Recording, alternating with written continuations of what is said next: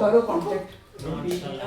तो ये डेटा में यही है कि भाई कार्बोहाइड्रेट एटीपी जल्दी बनाता है और शॉर्ट हाई इंटेंसिटी स्प्रिंटिंग के वक्त तो एटीपी प्रोडक्शन जरूरी है और फैट ज्यादा एनर्जी देता जरूर है लेकिन उसको ऑक्सीजन ही चाहिए, ऑक्सीजन के बिना उसका वो लिमिट आ जाएगा और हाई एल्टीट्यूड पे तो ऑक्सीजन है ही नहीं। तो कार्बोहाइड्रेट जो है वो एटीपी बना सकता है थ्रू ग्लाइकोलिसिस जिससे वो ज्यादा इफेक्टिव है और कार्बोहाइड्रेट ही ज्यादा एडवांटेज देगा for short high intensity activity at high altitude क्योंकि वो जल्दी भी निकालेगा, ऑक्सीजन पे भी डिपेंडिंग नहीं है, जबकि फैट जो है वो एंडोरेंस एक्टिविटी के लिए ज्यादा स्टेबल है।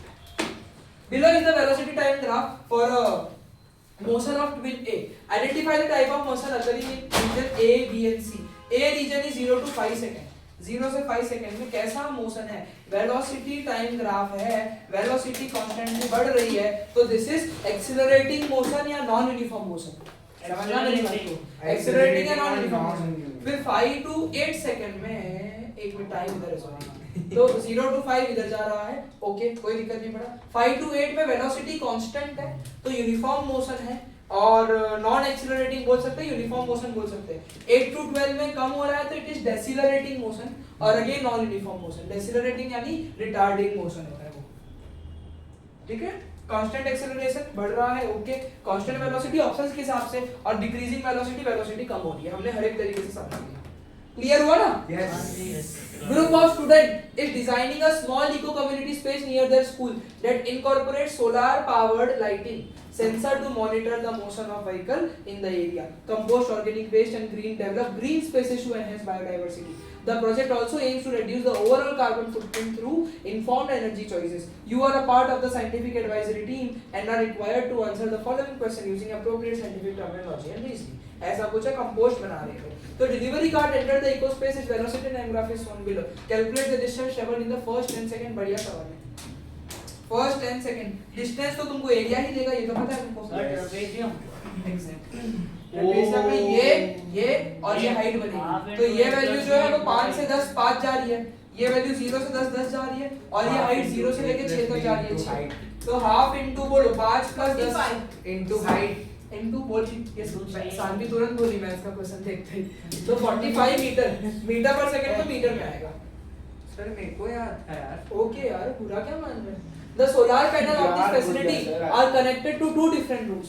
Room A जहाँ पे bulb connected है series में और room B जहाँ पे bulb connected है parallel में। तो explain how the relationship between current and resistance differ in series and parallel circuit. Series में current same रहता है और total equivalent resistance ज़्यादा होता है, maximum रहता है। और पैरेलल में करंट जो होता है डिवाइड हो जाता है और जो टोटल इक्विवेलेंट रेजिस्टेंस होता है वो मिनिमम होता है ना, मिनिमम इफेक्टिव रेजिस्टेंस देखने मिलता है वहां पे। पढ़ लेते स्कूल क्या बोलती है। In a series circuit, components are connected in a single path, so total resistance is sum, so total resistance increases. Or since the resistance increases, it reduces the current in the circuit, or the same current flows through all the component. ये भी लिखा था sir. दूसरे में parallel circuit में component जो होते हैं वो सेपरेट ब्रांचेस होते हैं, तो टोटल रेजिस्टेंस डिक्रीज हो जाता है क्योंकि करंट हैज मल्टीपल पाथ और वोल्टेज सेम रहता है और जो टोटल करंट है वो डिवाइड हो जाता है। ठीक है, ये सारी मुझे तो लगता है मैंने जब डेरिवेशन करवाया था तो बताया था, सारी बातें बताई जी सर आपने बताया। The solar system provide 900 joule of energy from which only this much is converted into useful electrical energy. Efficiency formula नहीं लिखोगे मार्क्स ही नहीं मिलेगा, 2 मार्क का सवाल है, 1 मार्क पक्का फॉर्मूला का है। तो यानी कि efficiency is equal to useful output energy upon total energy, input energy बोल सकते हैं, useful output energy upon total input energy into 100, मतलब कि 690 upon 900 into 100, cut cut cut cut cut, तो ये हो जाएगा 7.6666 70 76.666, ठीक है। वो रहा एनर्जी का फॉर्मूला बहुत जरूरी है। देखो यहाँ पे एक बार पढ़ो, 1 mark for substitution 1 mark for final form. Substitution किसमें? फॉर्मूला में, तो फॉर्मूला लिखना बहुत जरूरी है, बार-बार बोल रहा हूं। इनपुट लिखो तो नहीं चलेगा, प्रॉपर लिख, useful output energy upon total input energy. Output energy upon input energy चलता है पर ये बेटर है, तो बेटर की तो तरफ मिल जाओ। जाएगा। आउटपुट कौन सा है उस पर? पर लिख लेना यूजफुल आउटपुट और टोटल इनपुट ही लिखना, जितनी ध्यान है। और कदम क्या कर रहा है भाई? एमएस छोड़ ना, एमएस ये तो नहीं नहीं दिख रहा है, नहीं दिख रहा। सजेस्ट वन रीजन, हाफ में दिख रही है सर उसमें। चलेगा, मेरे को दिख रहा था। ठीक है खोल लो तुम्हारा। Suggest one reason by improving efficiency strength sustainable community relationship. क्या है ये? क्या? क्वेश्चन आ गया। ये देखो रिलेशनशिप and identities वाला. तो one reason why improving efficiency strengthens sustainable community relationship. क्या है इसका? जीसी के साथ connection. Improving efficiency reduces energy waste, lower electricity demand, and decreases resource consumption, which support long-term sustainability and responsible community resources. The composting system in the facility enriches oil nutrient for plant and vegetables are grown here. Identify the decomposer and state their function. Decomposers क्या है? Decomposers क्या करते हैं? काव वगैरह मर रहे तो अमोनिफिकेशन हो रहा है. Decomposers जो होते हैं ना, they act on बॉटल के साथ खेलना एकदम बंद कर दो. पानी भी दे सकते हो आप. ही होते हैं तो काव है वो, उसका फंक्शन पूरा नाइट्रोजन साइकिल में. डीकंपोजर ही सॉइल को वापस से न्यूट्रिएंट देता है.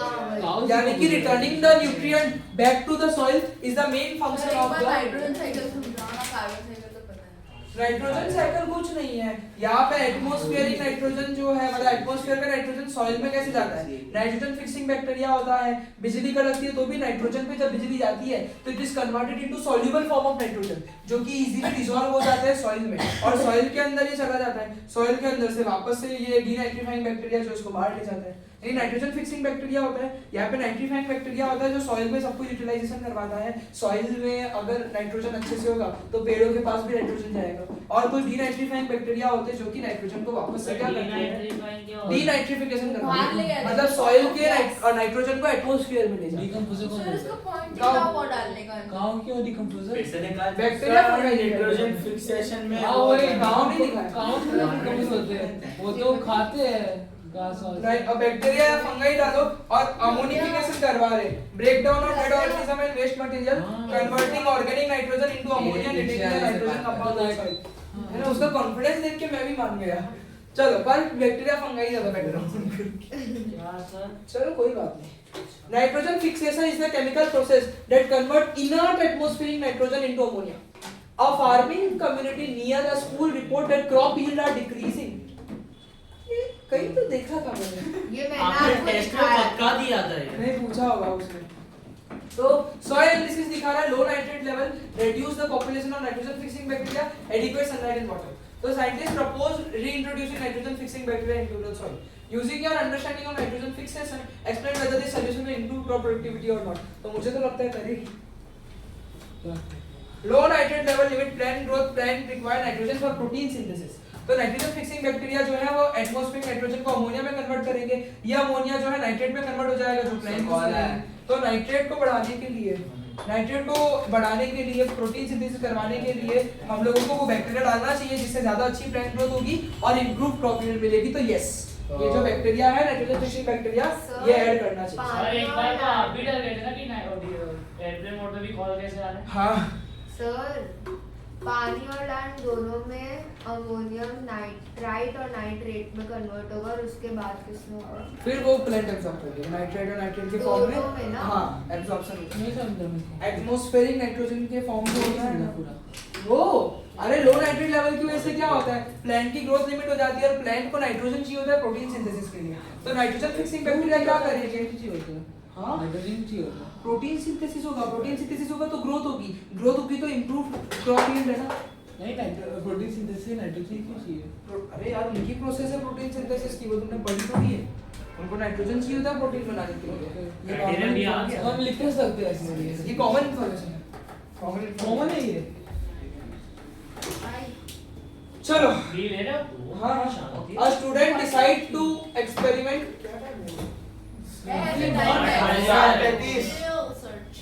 बी कर लेंगे फिर ठीक है. A student decides to experiment on the factor affecting the resistance of the metallic wire, length of conductor, area of cross section, nature of material और temperature. ये फैक्टर हमने पढ़े है ना.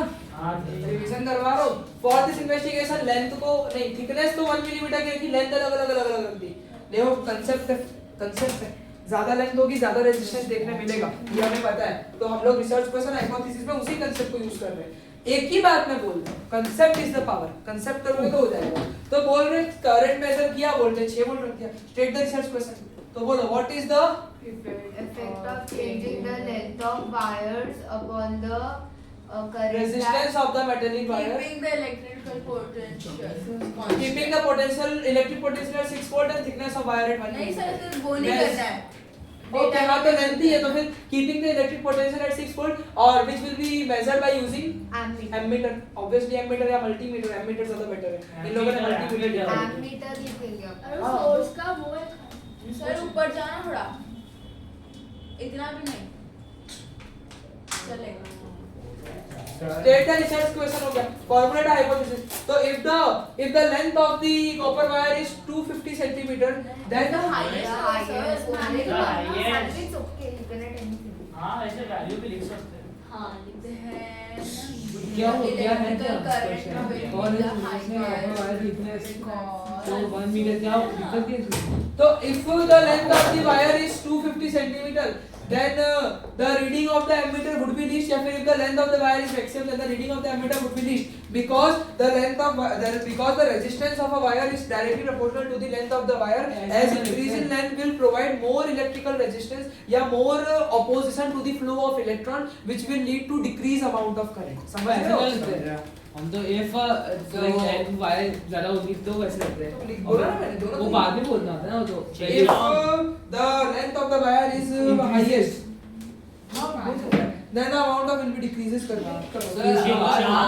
लेंथ हाई होगा तो फिर रेशियो भी हाई होगा हाँ तो वही तो बोल रहा हूँ तो करंट कम हो जाएगा तो if the length of the wire is increased ध्यान है ना हाँ then the current flowing through the then the electric current flowing through the circuit will increase because resistance of wire directly proportional to the length तो अगर voltage same रहेगा तो current कम हो जाएगा because of increase in resistance for this investigation he will use dash to measure current बोलो ammeter and he need to correct it in dash with the circuit ammeter series में connect होता है ये देखो हर एक बोली भी बातें आ रही है हर एक बोली भी बातें आ रही है एमीटर सीरीज में कनेक्ट होते हैं और वोल्टमीटर पैरेलल में कनेक्ट होता है क्योंकि एमीटर को करंट मेजर करना है तो ammeter is connected in series and it is a low resistance device और voltmeter is connected in parallel it is a high resistance device सारी बातें बोली हुई है इसको सीरीज में कर सकते हैं वोल्टमीटर को नहीं रेजिस्टेंस उसका ज्यादा रखना पड़ता है हम लोगों को क्योंकि उसको करंट नहीं चाहिए तो रेजिस्टेंस ज्यादा रखना पड़ता है सीरीज में रखेगा तो आगे के लोगों को नहीं मिलेगा तो तुम लोगों को एक चीज तो रियलाइज हुआ अगर इजी राइट की सारी बातें कैसे हाँ, काम लग रही कहीं ना है कहीं तो- अगर समझदार हो तो समझ गए होंगे तो यानी कि उन बातों को इग्नोर मत करना उनको रिपीट कर लेना Easy तुम लोग। slides. तो justify your choice on the type of Easy connection right, sorry.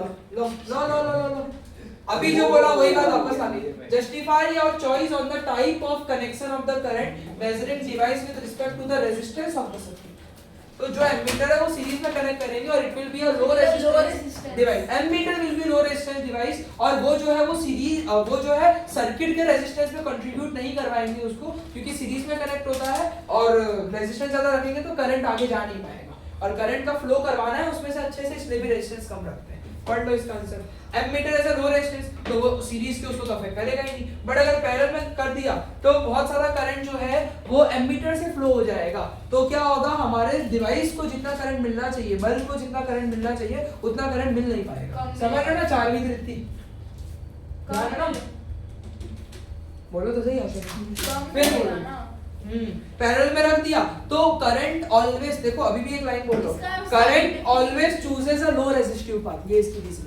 Current हमेशा लो रेजिस्टिव पाथ चूज करता है अगर बल्ब और एमीटर पैरेलल में कनेक्ट हो गया ना तो हमेशा एमीटर की ही वो रेजिस्टेंस क्या रहेगी कम रहेगी तो करंट जो है वो एमीटर के साइड से ज्यादा जाएगा तो जो करंट मेरे डिवाइस को जाना चाहिए था वो करंट एमीटर में जा रहा है जो कि अननेसेसरीली हीट जनरेट करवाएगा और कुछ नहीं करेगा Ammeter heat थोड़ी ना control करेगा ना ज्यादा करंट जाएगा तो हीट जनरेट करेगा सर तो हीटिंग फिर इफेक्ट एमीटर में रीडिंग क्या आएगी अगर उसको जा रहा है बहुत इधर उधर आ जाएगी इसीलिए पैरेलल में कनेक्ट मत करो और सीरीज में कनेक्ट सर बोलो आपने जो फॉर्मूला निकाला है 1/r है वोल्टेज और सीरीज दोनों में सीरीज और पैरेलल दोनों में वो इसके रिलेटेड है कि क्योंकि सब कुछ इंटरकनेक्टेड ऊपर है वाला क्वेश्चन सब कुछ इंटरकनेक्टेड है तो डिजाइन और लॉजिकल मेथड लो भाई इंडिपेंडेंट वेरिएबल तो कॉपर वायर का है और डिपेंडेंट वेरिएबल इलेक्ट्रिक करंट और कंट्रोल वेरिएबल इलेक्ट्रिक पोटेंशियल और मटेरियल ऑफ वायर और क्रॉस सेक्शनल एरिया 1 मिलीमीटर का सारा ही एकदम बराबर है।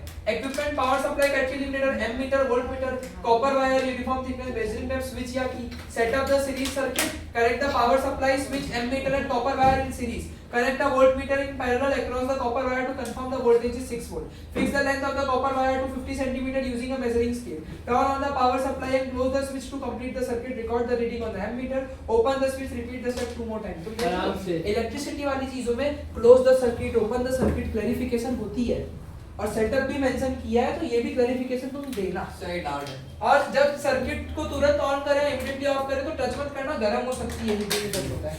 सर अगर वो वोल्टमीटर वो सब का अगर पैरेलल है सीरीज अगर वो नहीं चलेगा लिख दो ना, चलेगा वाली चीज ही मत सोचो। तुम ऐसा क्यों सोचते हो नहीं लिखेंगे तो चलेगा, तुम ऐसा सोचो ना ये भी लिख देते हो आंसर स्ट्रांग बन जाएगा।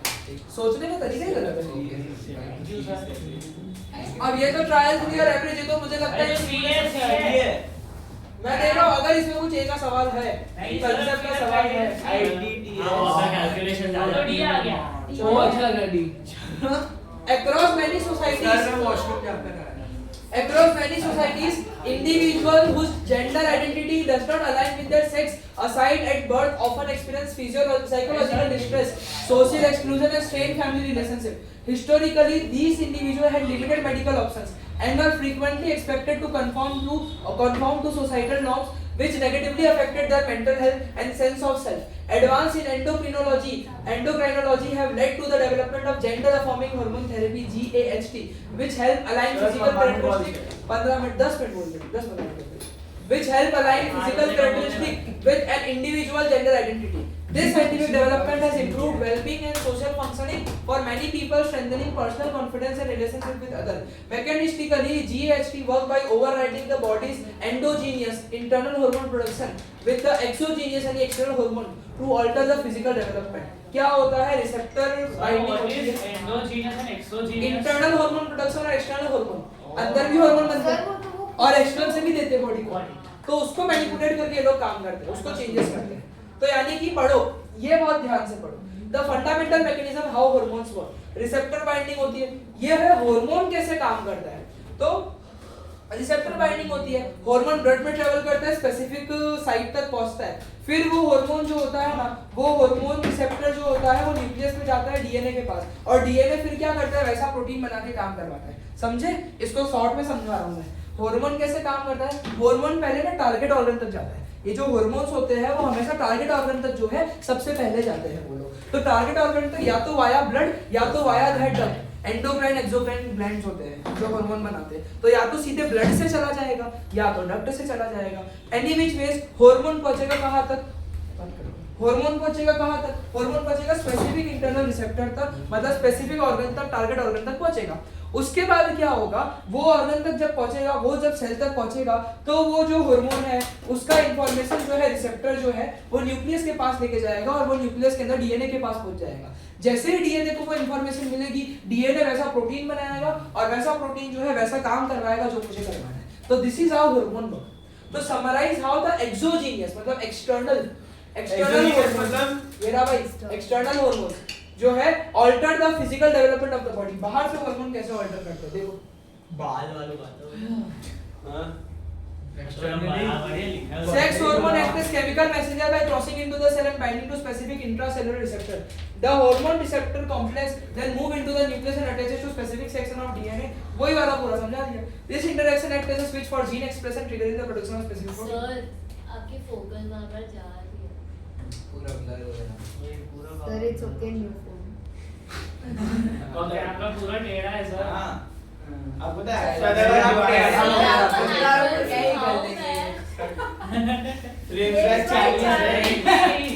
इधर थोड़ा अवार्ड कोई और लेगा ना, साला मत देना तेरा भी मैं तो था भी नहीं साइड डिग्री में, जाने देना वो कर लेगी मूव, हम तू इधर देख है ना।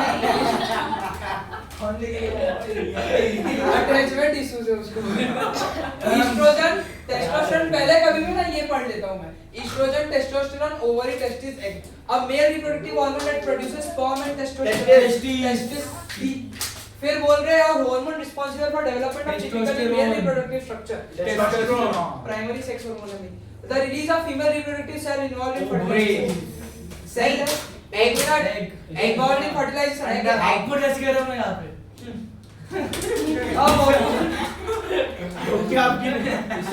hormone responsible for the development of typically female reproductive estrogen और मुझे लगता है कि बिना रीडिंग के ओवरी आंसर होगा female reproductive organ D Ronic का एक्स्ट्रा पार्टिसिपेशन आएगा अच्छा नहीं है हो गया अरे